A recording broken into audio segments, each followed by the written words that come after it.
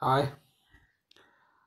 मैं आशीष कुमार सिन्हा अपने इस यूट्यूब चैनल में आप सभी का हार्दिक अभिनंदन करता हूं। आज मैं झारखंड जीके से संबंधित करंट अफेयर और अन्य जीके लेकर के उपस्थित हुआ हूं।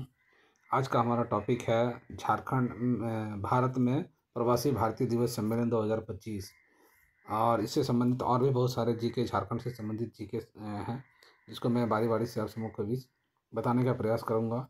आज प्रवासी भारतीय दिवस सम्मेलन 2025 का जो हमारा है आयोजन का, वो 8 से 10 जनवरी 2025 तक 3 दिवसीय 18वां प्रवासी भारतीय दिवस सम्मेलन आयोजित किया जा रहा है। बहुत इम्पोर्टेंट है, इसको हमें जानना है कि ये केवा था, ये 18वां था। तो हम लोग देखेंगे ये 18वां है और ये सम्मेलन उड़ीसा की राजधानी भुवनेश्वर में आयोजित की गई, बहुत इंपॉर्टेंट है, और 8 से 10 जनवरी 2025 में आयोजित है। इसमें मुख्यतः जो है 75 देशों से लगभग 6000 नेताओं भाग लिए, बहुत इम्पोर्टेंट है। इसका विषय जो था वो विकसित भारत के लिए प्रवासी समुदाय का योगदान था। मुख्य अतिथि के रूप में जो थे त्रिनिडाद और टोबैगो के राष्ट्रपति क्रिस्टिना कार्ला कांगलो, ये मुख्य अतिथि के रूप में उपस्थित हुए थे। युवाओं के लिए विशेष कार्यक्रम 8 जनवरी को आयोजित किया गया, जिसमें डॉक्टर देव प्रगाद जो है न्यूज़ वीक के सीईओ हैं, मुख्य अतिथि के तौर पर उपस्थित रहे। इसमें से कुछ सम्मान और पुरस्कार भी आयोजन किया गया। जो समापन सत्र में राष्ट्रपति द्रौपदी मुर्मू के द्वारा प्रवासी भारतीय सम्मान पुरस्कार 2025 प्रदान करेगी, जो प्रवासी भारतीयों की उपलब्धियों को मान्यता देता है। सत्रों की जो योजना है, उस सम्मेलन में 5 प्रमुख सत्रों का आयोजन किया गया, जिसमें प्रमुख जो सत्र थे नारी शक्ति, माइग्रेंट स्किल की कहानियाँ और सतत विकास में प्रवासी का योगदान शामिल है।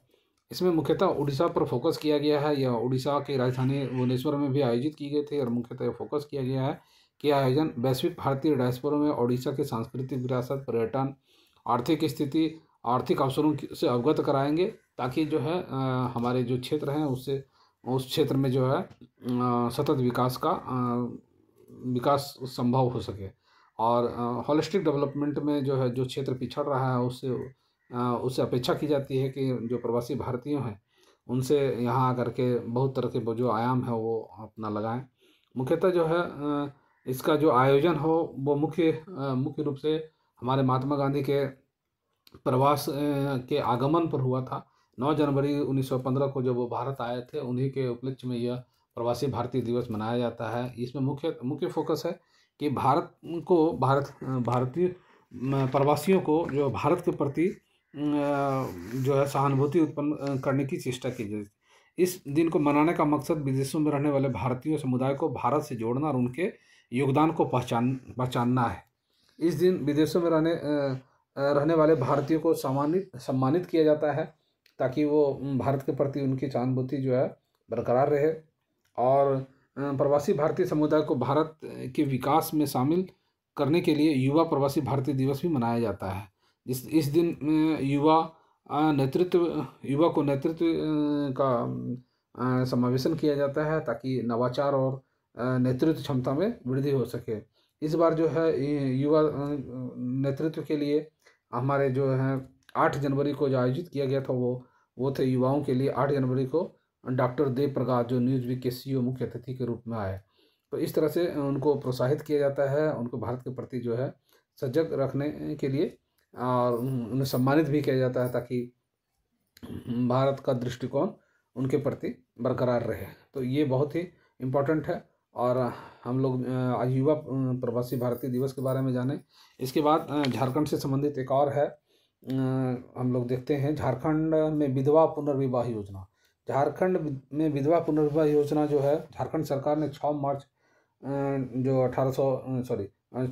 2024 को जो है विधवा पुनर्विवाह योजना शुरू किया है। यह है कि किसी भी महिला जो है उनके आकस्मिक पति का निधन हो जाने से, वो विधवा हो जाने के कारण जो है उन्हें पुनः दोबारा शादी हेतु प्रोत्साहित करने के लिए झारखंड सरकार के द्वारा जो है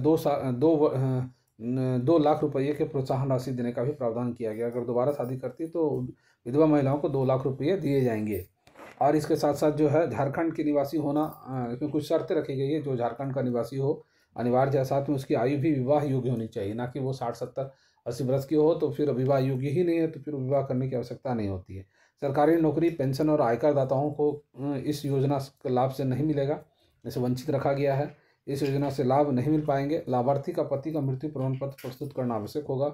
पुनर्विवाह की तिथि से 1 साल के अंदर ही योजना के लिए आवेदन करना अनिवार्य होगा। 1 साल के अंदर ही उनको अपने आवेदन कर देना है कि मुझे पुनः विवाह योजना के तहत जो है शादी करनी है। तो इस तरह उनको जो है इसका लाभ मिल सकता है। तो ये एक अनोखा पहल है झारखंड सरकार के द्वारा, बहुत ही इम्पोर्टेंट है। हम लोग और देखते हैं अब कुछ हमारे झारखंड से संबंधित ही है, कुछ प्रमुख जो किताबें हैं, बहुत सारे जो क्षेत्र हैं जिसके बारे में हम लोग जानेंगे। और हम लोग का प्रयास रहेगा कि झारखंड करंट से संबंधित कुछ जान जाए। झारखंड के लोहरदगा जिले में नक्सलवाद पर बनी फिल्म लोहरदगा के निर्माता डॉक्टर नेहा सांडिल है, बहुत इम्पोर्टेंट है। झारखंड लोहरदगा जिले पर जो फिल्म बनाई गई है जिसका नक्सलवाद पर बनी हुई फिल्म है जिसका नाम लोहरदगा है, इसके निर्माता डॉक्टर नेहा सांडिल है। झारखंड विधानसभा के सचिव धनेश्वर राणा के द्वारा लिखित पुस्तक, झारखंड विधानसभा के सचिव थे धनेश्वर राणा, इनके द्वारा लिखित पुस्तक है राणा संस्कृत व्याकरण और अनुवाद का विमोचन झारखंड विधानसभा में किया गया। और झारखंड के मूलवासी सदानों की आस्था एवं पहचान का प्रतीक सदानी भाषा सदानी झंडा का अनावरण 22 जनवरी 2023 को किया गया है। सदानियों के लिए एक झंडा का अनावरण किया गया है जो 22 जनवरी 2023 को किया गया। इस झंडे में 4 रंग का प्रतीक चिन्ह दिया गया है जो ही बहुत इंपॉर्टेंट है। लाल रंग जो है सदानों के लिए शौर्य और विजय का प्रतीक होगा। पीला रंग आत्मविश्वास में आशावाद का प्रतीक होगा। हरा रंग जो दिखाया गया वो प्राकृतिक हरियाली और खुशहाली का प्रतीक दिखाया गया है। नीला रंग जो है धैर्य और सहनशीलता का प्रतीक दिखाया गया है। और बीच में एक उगता हुआ सूर्य है, झंडे के बीच में उगता हुआ सूर्य दिखाया गया है जो निरंतर प्रगतिशीलता का प्रतीक है। तो इस तरह से 5 आयाम हैं जो सदानी झारखंड के मूलवासी सदानों के आस्था और पहचान का प्रतीक जो सदानी झंडा बनाया गया उसमें से ये सब है जो हमारे लिए इम्पोर्टेंट है। इसके अलावा हम लोग को जानना है एक होड़ोपैथी, जैसे हेम्योपैथी होता है उसी तरह होड़ोपैथी है। तो होड़ोपैथी जो है जो आदिम जनजाति की चिकित्सा की पद्धति है।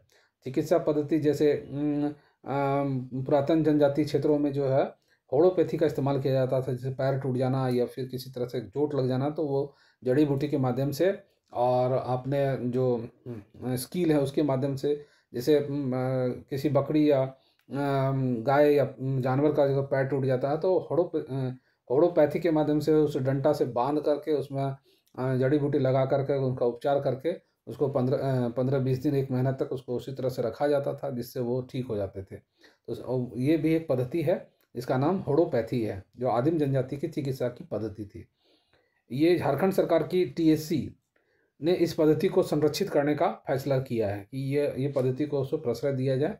इस पद्धति को आयुष में शामिल करने के लिए झारखंड सरकार द्वारा केंद्र सरकार के प्रस्ताव भेजा जाएगा।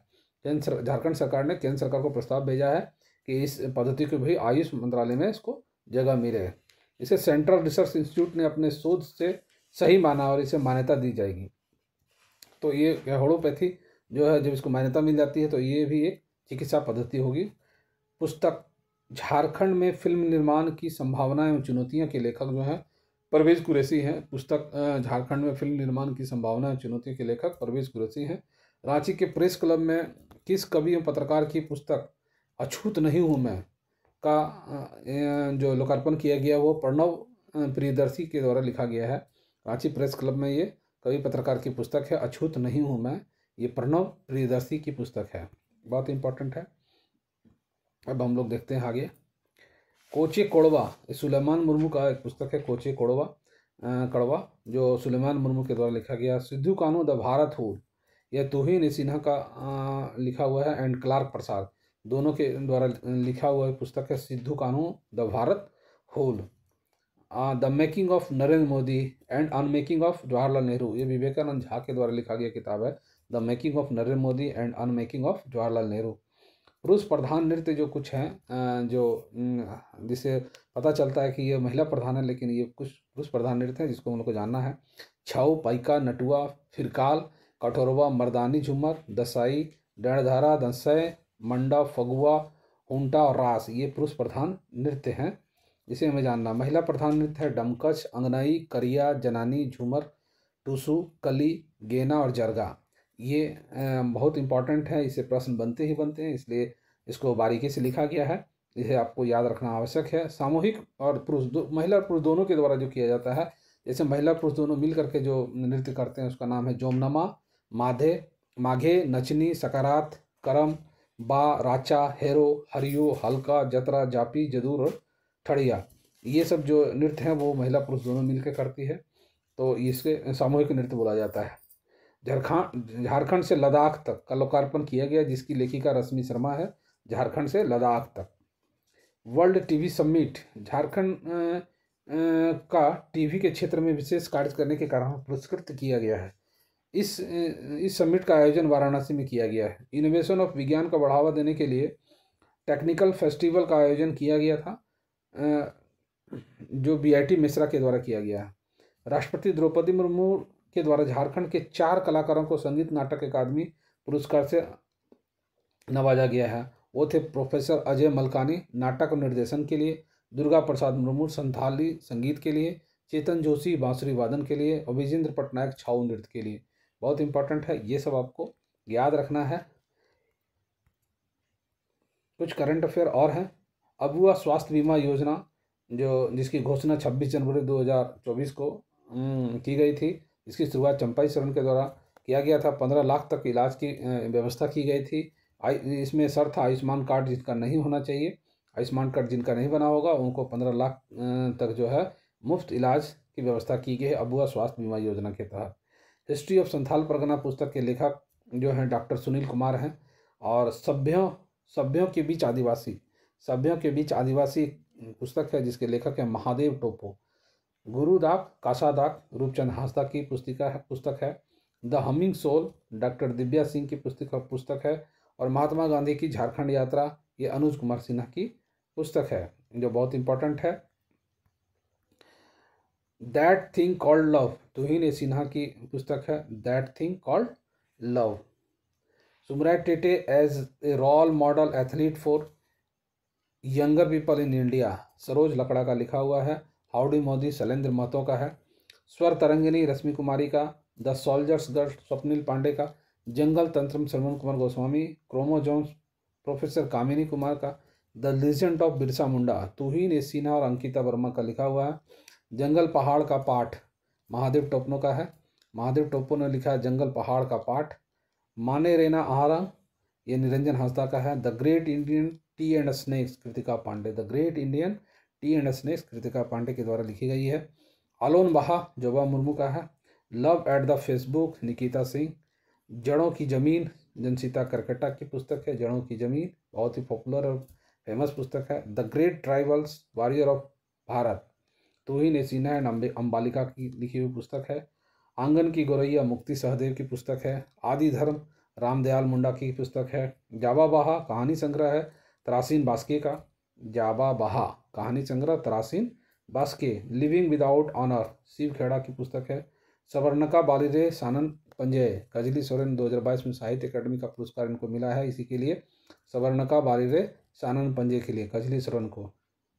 शादी का सपना Kiki Singh. The secret of Palamukot Razi Ahmad की लिखक पुस्तक है, बहुत ही इंपॉर्टेंट पुस्तक है। जितने भी मैं पढ़ रहा हूँ ये सब बहुत इंपॉर्टेंट है, इसे आप नोट डाउन भी कर लें, आपके लिए बहुत फ़ायदेमंद होगा। कोचे कोड़वा सुलेमान मुर्मू की पुस्तक है। सिद्धू कान्हू द भारत हुल तुहिन सिन्हा क्लार्क प्रसाद का है। The making of Narendra Modi and unmaking of Jawaharlal Nehru Vinodanand Jha की, ये रिपीट हो रहा है, इसको मैंने पहले भी पढ़ाया, ठीक है। तो ये बहुत इम्पॉर्टेंट है, जिसे आपको जानने की आवश्यकता है, आप इसे देख सकते हैं। इससे संबंधित और भी बहुत सारे टॉपिक्स हैं जो मैं लेकर के आऊँगा, और इससे आपको फ़ायदा होगा, और विशेष करके आने वाले एग्जामिनेशन के लिए बहुत ही इम्पोर्टेंस है। मुझे आशा है और विश्वास भी है कि इन सभी प्रश्नों का जो है बारंबार रिपीटेशन से आप सबको फ़ायदा होगा, और ये बहुत इम्पोर्टेंट टॉपिक्स है। और इस तरह झारखंड से संबंधित जो है और भी बहुत सारे टॉपिक्स को मैं लेकर के आऊँगा, ताकि आप लोग का ज्ञानवर्धन होता रहे, और जिससे कि करंट अफेयर जब आप मजबूत हो जाएंगे तो निश्चित है कि आपको जो है एग्जामिनेशन में सहूलियत होगी। तो ये बहुत अच्छा है। अगर आप लोग को अच्छा लगे तो लाइक शेयर एंड सब्सक्राइब जरूर कर दें, ताकि इस तरह से और भी टॉपिक्स लेकर के आप लोगों के बीच आऊँ और इससे मुझे बल मिलता है और इससे आपको बेनिफिट होगा, ऐसा विश्वास और आशा है। धन्यवाद। आप सभी से आग्रह होगा कि मेरे चैनल को लाइक, शेयर और सब्सक्राइब जरूर कर लें। धन्यवाद। Thank you.